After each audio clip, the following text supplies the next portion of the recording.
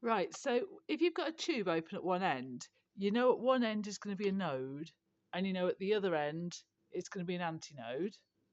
So if we're drawing it, it's the one that looks like that. But remember, in reality, what it means is that particle's not moving, and that particle is moving the most in that direction because sound goes in the same the vibrations are in parallel to the direction of movement. Okay, so because you've got an antinode there to a node there, this is a quarter of a wavelength. So say this tube was 1 meter long, that wavelength would be 4 meters because we've got an antinode to node, that's a quarter of a wavelength. So you times it by 4. So as I said, if this was 1 meter long, this would give you a wavelength of 4 meters. The next harmonic, again, we need a node at the end that's closed, an antinode at the end that's open.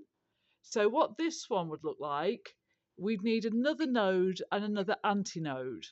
So antinode to node to antinode to node, oh, that went wrong. It looks a bit like that, doesn't it?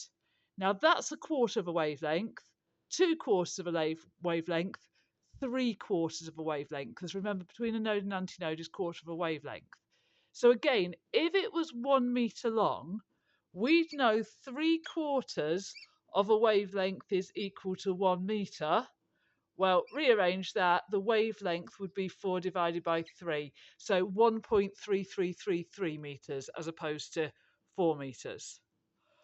The next harmonic, next possible harmonic, we'd have an antinode that end, we'd have a node that end, and we need, instead of one node and antinode, we need node, antinode, node, antinode.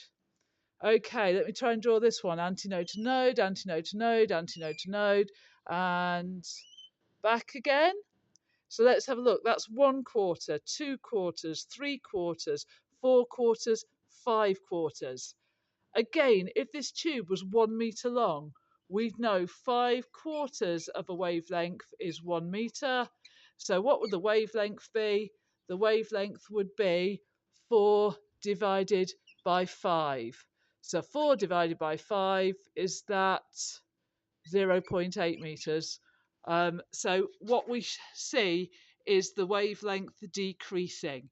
How much it decreases? Well, let's have a look. That one was 1/4 of a wavelength. That one was 3/4 of a wavelength.